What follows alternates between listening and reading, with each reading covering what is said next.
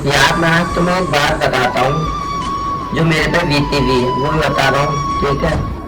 यार जिसके घर में माँ बाप होते हैं ना, तो समझ लो उसके घर में सब कुछ है। और जिसके घर पे माँ बाप नहीं है ना, तो उससे पूछो कि उसके दिल पे क्या बीतती है। मुझे पता है मेरे घर में माँ बाप नहीं है तो मेरे दिल पे क्या बीतती है।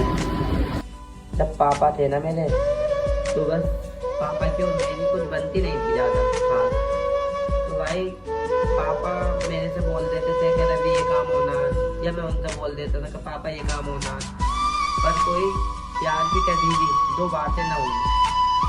तो भाई मैं बस यही कहना चाहता हूँ, जिसके घर में माँ बाप है तो भाई प्यार की दो बातें कर लिया करो।